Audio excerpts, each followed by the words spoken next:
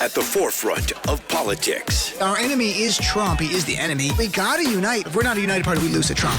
On the front lines of activism. There's certain fights. If we don't engage, they win. This is a fundamental question of who we are. And delivering your daily dose of comedy. Donald Trump, when he had his physical, they had his blood pressure, and mine is higher than his. Oh. And the irony is mine is higher because of him.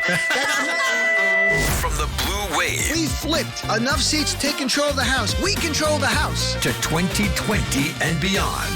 This is the Dean Obeidallah Show on Sirius XM Progress, Channel 127. And welcome to the show, brothers and sisters. Wednesday, November 6th, I'm Dean Obeidallah. As always, your needy Muslim friend right here, hoping you will be my friend, MBFF. And, you know, in my intro there's the clip of me on election night here saying, and the Democrats have flipped the House. Well, we had another election last night, and we flipped even more. And it is remarkable what's going on. You know, I think one of the biggest things really in terms of legislative change is going to be in Virginia. We flipped both the state Senate and the House of Delegates. It's the first time the Democrats have both chambers since the 1990s. And there's a Democratic governor. And it is remarkable when you think about it, in that when Trump came to power in Virginia, it was a Republican governor and a Republican state legislature in both chambers. Now it is flipped completely. And now the Democrats can pass laws there to help people and show Americans, people in Virginia specifically, what we do compared to them. We help people. They help corporations and try to impose Christian Sharia law. That's what they do. Secondly, of course, the big news that got all the headlines is the election in Kentucky. Andy Beshear defeating an incumbent Republican, Matt Bevin. Matt Bevin, why this is meaningful, don't want to oversell it, but it's meaningful in that Matt Bevin himself won election by 30 points in 2015. Donald Trump won Kentucky by 30 points in 2016. And Matt Bevin embraced Donald Trump 150%. He was surgically inserted into Trump. And he was Trumpian in that he was a cruel guy, vicious, mocking people that had no power. And he lost. And just so it's clear how much Matt Bevin made his campaign a referendum on Donald Trump. And this is what Bevin did to save himself. He thought he could win by nationalizing a state race and make it about Trump and what the Democrats are doing on a national level, and impeachment, and the idea of socialism, as they call it. So I want to play a few ads so you understand and you can see through the garbage of Trump and the Trump world are now spewing out there about this race wasn't about Trump. It was all about Trump. And here's first an ad by Matt Bevin in the closing days of the campaign, clip number 1. Kentucky's choice is forward or backward. Backward Beshear says he won't stop sanctuary cities in Kentucky. Liberal Backward Beshear supports taxpayer-funded abortions. Beshear opposes President Trump. His top supporters want to impeach our president. Matt Bevin's moving Kentucky forward. 57,000 new jobs. Matt's proudly pro-life, against sanctuary cities for illegal immigrants, and against impeaching our president. Choose forward. Choose Matt Bevin. So when you heard the ad, it was impeachment, impeachment, impeachment. A little about job creation. 57,000 jobs in 4 years is horrible. That's a horrible record of job creation, to be blunt. So that's all he's got for him. And it's about the red meat issues of immigration and Christian Sharia law. But this is all what Trump is about. So that was Bevin's. And then here's the Republican Governors Association, their ad for Matt Bevin in the closing days of the campaign. And I really think this was sort of a test tube, a test case to see how it can work on a national level. And listen how it's about impeachment. It's about socialism. This is what they ran on, what they're going to run on in 2020. Trump is. Here's clip number 2. President Trump and Governor Bevin are making Kentucky great again. But socialists in Washington want to impeach Trump and take us backward. Andy Beshear is part of their radical resistance, harassing Trump with lawsuits. So liberal, Beshear wants to give taxpayer-funded health care to people who can work but choose not to. Beshear even opposes a ban on sanctuary cities. Liberal Andy Beshear doesn't share our Kentucky values. Send the socialists a message. Defeat Andy Beshear. That is the campaign ad you will hear in 2020 for Donald Trump. At least if this worked, you were going to hear it. And I still believe you will hear some version. The imagery for that was Trump and Bevin walking together. So the whole thing, they made this a referendum on Donald Trump. And Donald Trump made it a referendum on Donald Trump the night before the election. Here is Donald Trump in Kentucky at a big rally there for Bevin. Here's clip number 3. The next step to victory begins tomorrow, and it begins with all of you. You have to do this. Look, maybe you'll be late for work. Maybe you'll be late for whatever. I don't want to know everything. Okay, some things I don't want to know. But you have to just put it off. You have to go vote. It's so important. Tomorrow is so... You're sending that big message to the rest of the country. It's so important. You got to get your friends. You got to vote. Because if you lose, it sends a really bad message. It just sends a bad... And they will build it up. Here's the story. If you win, they're going to make it like ho-hum. And if you lose, they're going to say, Trump suffered the greatest defeat in the history of the world. This was the greatest. You can't let that happen to me.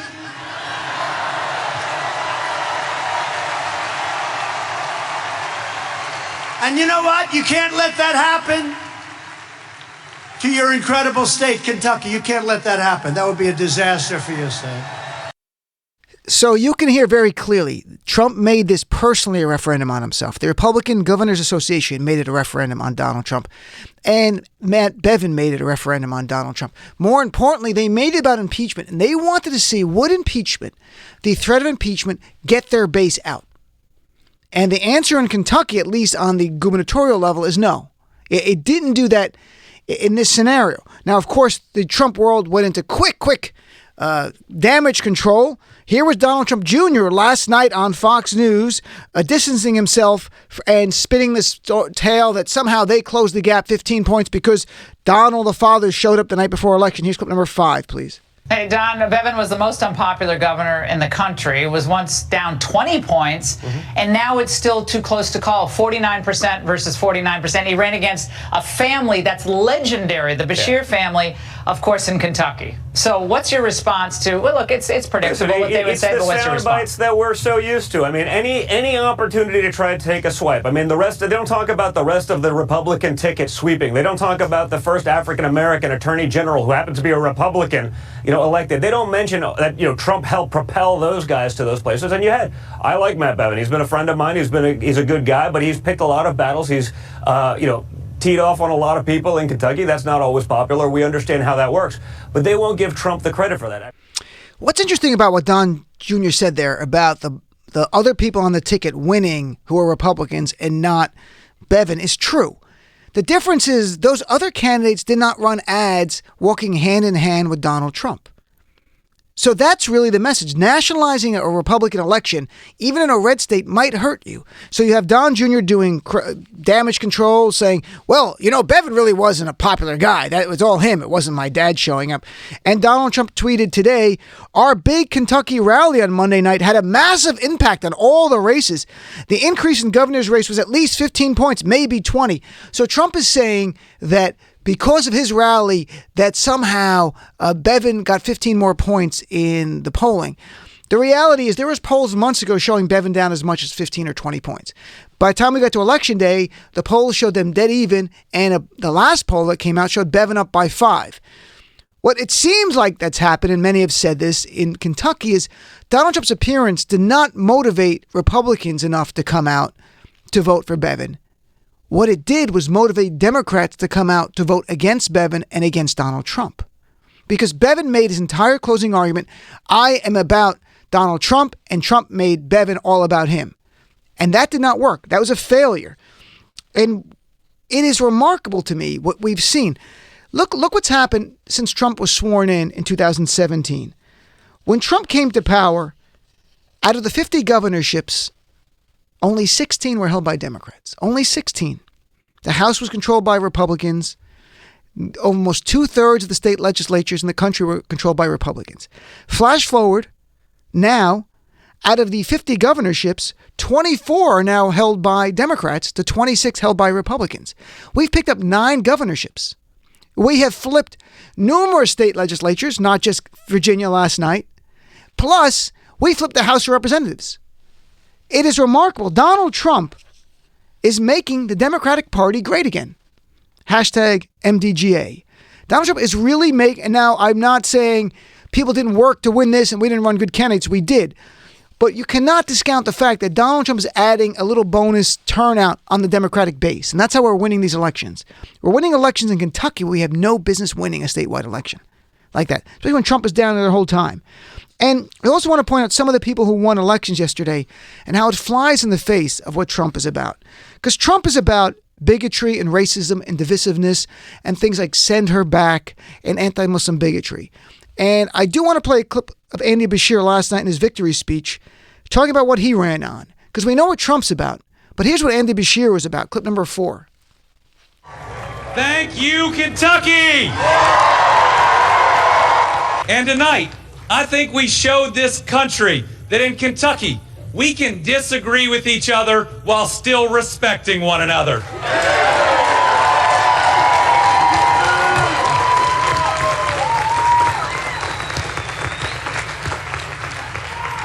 In this Commonwealth, a Commonwealth that I love, we believe in lifting each other up instead of tearing each other down.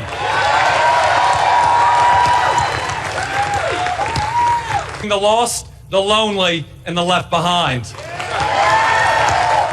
It is about helping the wealthy at the expense of the very lower and middle class that support Trump, who don't know better or don't care or have no self-esteem, so they don't care.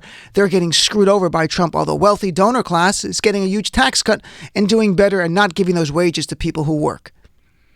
You know, Donald Trump is about cruelty. Beshear is about lifting up all people and respecting each other and not trying to divide each other. That's a rejection of Donald Trump. And some of the victories, I want to read a few specific from different races around the country, that to me also show people rejecting Trumpism. Because America at its core is embracing. America at its core is compassionate. It is caring. It is the reason my father came to this country. It is the reason my grandparents came to this country. It is the reason so many people who are immigrants now or from generations ago came to this country. Because it's embracing. Because the idea of e pluribus unum, from many, one, the Latin phrase on our seal, is more than words, but it is a promise that this is what our nation is about. And what we saw last night happened. We had, I'll tell you about a young woman named Safiya Khalid, 23 years old, running in Lewistown, Maine. She's a refugee from Somalia, Muslim woman wearing hijab. She's black. This 23-year-old young girl just a week ago was in tears, according to local media up there. Why? Because trolls from Alabama and Mississippi, Trump supporters, began slamming her, this young 23-year-old girl, on social media, telling her Muslims had no place in America, go back to where you came, which is just parroting Donald Trump's words from his tweets, attacking Congressman Omar. And of course, his fans gleefully, lustfully cheered, send her back. Well, guess what? Safiya Khalid is now a councilwoman-elect in Lewistown City Council. In Fairfax County, school board election, 24-year-old Abrar Omish made history as the first Muslim woman elected in the history of the state to the Board of Education. In South Lewis Park, Minnesota, another Somali immigrant, Muslim woman, Nadia Mohammed, 23, elected, making history to the city council in St. Louis Park. And in Virginia last night, for the first time in its history, a Muslim was elected to the state senate, Ghazala Hashmi. She unseated a longtime Republican there and became the first Muslim woman ever elected, to any Muslim woman or man, elected to the state senate of Virginia. I have to be honest, I had concerns that Donald Trump's open demonization of Congressman Omar and Tlaib and Ayanna Pressley as well and AOC would send a message to people of color, especially people in my community, that if you run for office, this is what you're going to get. Because that was the message of what Trump was saying. He was telling anybody who's an immigrant, if you're black or brown, if you run for office, I'm going to demonize you. And my fan base is going to come out and smear you. And they're going to attack you. They're going to tell you don't belong in this country. They're going to chant, go back to where you're from. Go home. Send her back. And I feared more people would not run. Well, they ran and they won last night. And that to me is a rejection of Trumpism. Because Trumpism is Trumpism is white supremacy. I don't want to be politically correct with the people who hate political correctness. Trumpers hate PCness, so why be PC? It is white supremacy. There is no doubt about it. It's not burning a cross on a lawn all the time. It's not that kind of white supremacy. It is much more about policies, about cutting refugees from 90,000 a year to 18,000, about building a wall on our southern border. While we go to the Statue of Liberty and said that represents America, Trump supporters will go down to a wall and visit that wall with their family like a tourist attraction once it's built, saying this represents our America. A big wall to keep brown people out. So this win, I mean, last night, these young people and a middle-aged woman in Virginia, it just represents the best of America. And at its core, that's what our nation is about. And look, it's going to be hard to beat Donald Trump, but we're going to crush him. And it's going to be hard to beat Mitch McConnell, but last night we beat an incumbent Republican in his state. And I think we could beat Mitch McConnell. It's going to be hard to beat Lindsey Graham. But we're going to have Jamie Harrison on Friday night. He's a Democrat running against him. I think we could beat Lindsey Graham. He is very unpopular in his own state. I think we can take the Senate back. And the message of Matt Bevin losing to all Republicans, not just in swing states, but even states that used to be red states, that are red states, are suck up to Trump at your peril. Because you might lose your election for doing that. That's why I played the ads of Matt Bevin and Republican Governor Association. Matt Bevin could not have embraced Donald Trump more, and he still lost. And Virginia used to be a red state, and Donald Trump's made it blue. And we flipped 9 governorships thanks to Donald Trump and a lot of work by our people. We even flipped Kansas 2 years ago, the very red state. We flipped Wisconsin, which Scott Walker was governor, an incumbent. We flipped my home state in New Jersey from Chris Christie to a Democrat. If we hang on to Louisiana, it's 26-24. And from there, come 2020, 362 days, we take that back. So, look, there was some breaking news in a way with impeachment. Obviously, that is the huge story. I want to talk about this more. It's not brand new news with the impeachment stuff. Bill Taylor's testimony was released to remind people as Trump and his minions smear Bill Taylor. Bill Taylor is a career diplomat who's worked for Democrats and Republicans. Bill Taylor graduated West Point. While Donald Trump was pretending he had a bone spur and hanging out with models and trying to play the playboy life and discriminating against black people, Bill Taylor was serving in Vietnam as an infantry officer and in the 101st Airborne. Bill Taylor had left U.S. government service and was pleaded and enticed back by Mike Pompeo to become Ukrainian ambassador after they got rid of Yovanovitch. And Bill Taylor is the man who really almost every element of extortion is there. It's not quid pro quo. We're not using that on the show. It's extortion. It is clear now, according to Bill Taylor's testimony, that there was a clear understanding, those are his words, a clear understanding that the U.S., the Trump administration, would not release military aid until the president committed to pursue the investigation. That's the president of Ukraine. That's his exact words. Made it very clear. He learned about this. He talked about it with Ambassador Sondland, who's Trump's appointee, who gave $1 million to Trump. And according to Taylor, and I love this part of his testimony, he talked about the military aid and what it was for. Listen to what this military aid that Trump withheld because he was not getting the help with his 2020 campaign. He withheld aid in terms of radars and weapons and sniper rifles and communications equipment that saves lives, according to Bill Taylor. Donald Trump risked the lives of human beings, of our allies, to help himself in the 2020 election.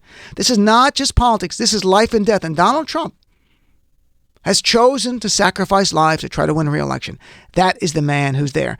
And it's very clear in his testimony that he said in his conversations with Ambassador Volker, by the way, Volker had one good line for Trump. He didn't know of a quid pro quo. Why didn't Volker know about a quid pro quo? Why didn't Taylor know about it until he finally stumbled upon it and put everything together? They're not part of Trump's inner circle. They're career diplomats. Gordon Sondland and Rudy Giuliani are the keys. Now, the one thing I will say Taylor was pressed on, do you know if Trump gave the order to do this quid pro quo, to have this extortion? And he said he did not know. He knew Rudy Giuliani was involved because he heard it directly. He said, so he knew Rudy Giuliani was involved. He did not know if Trump was behind it. That is Bill Taylor being truthfully honest. But what we know is from Trump's confession, and his transcript is not a transcript, it's a confession. In Trump's confession, he raises Hunter Biden. He raises Joe Biden. He says, if you could do me a favor, though, and that's the conditional language, And while talking about aid, says investigate the Bidens, do this stupid thing with the server. And what does Lindsey Graham say today when asked about it? Lindsey Graham, who we have to defeat, folks. We have to defeat his name. Here's Lindsey Graham's new defense is that I'm not reading the transcripts. He is the Senate Intel Chair Committee, Judiciary Committee Chair. He said today, I am not reading any of the transcripts. This is remarkable. And his new defense is Trump is too stupid to commit extortion. Hear it up for yourself. Clip number 6, please. Former impeachment manager Lindsey Graham says he's not going to read the impeachment transcripts. Really? I'm not going to read these transcripts. The whole process is a joke. The whole idea that there's a quid pro quo based on somebody changing their testimony, presuming there was. Volker said there was not. He's the special envoy. You just pick things you like. Y'all hate this guy. You want to get him impeached. I'm not buying into Schiff running a legitimate operation over there. I was the impeachment manager. We did it vastly different. This is a political vendetta. Mueller, to me, was the final authority on everything Trump. I've read the transcript for myself. I made up my own mind. Volker, the special envoy, said there was no quid pro quo. Sunderland has changed his testimony to say he presumes there was. What I can tell you about the Trump policy toward the Ukraine, it was incoherent. It depends on who you talk to. They seem to be incapable of forming a quid pro quo. So, no, I find the whole process to be a sham, and I'm not going to legitimize it. So the new defense is that Trump is too dumb to do extortion. Extortion's the easiest thing. Everyone knows extortion. It's like, do this for me or you don't get what you want. That's extortion. That's not too hard to do. Donald Trump could not be more clear in what they wanted. If we didn't have his confession, it would be different, but we have his confession. And in his confession, Donald Trump brought up Joe Biden. Donald Trump, in his confession, brought up Hunter Biden. In Donald Trump's confession, he brought up the fact that the aid and reciprocity, and you've not been reciprocal to us. And let me ask you a favor, though. Boom. This is pretty clear. This is extortion. And I was very happy finally on Twitter today, trending was extortion Trump. So that's where we are. So let's take a break. Come back. Take your calls. Top of the hour. We got a lot of great guests tonight. We got Shelley Wright's going to join us, country music star and LGBT activist. Then we're going to also talk to John Delaney, 2020 presidential candidate. He's out there campaigning. It's interesting to talk to people. There's not qualifying for the debates, but still out there. And then the founders of Indivisible will both be with me, husband and wife. They have a brand new book about the blueprint to not only win, but once we win in 2020, once we get the Senate in 2020, how do we champion and implement progressive policies to help our fellow Americans? So all that and more. Let's take a break. You're my guest when we come back. 866-997-4748. Be right back. Progressive values are the best of American values, and we need to keep fighting for them to save our country.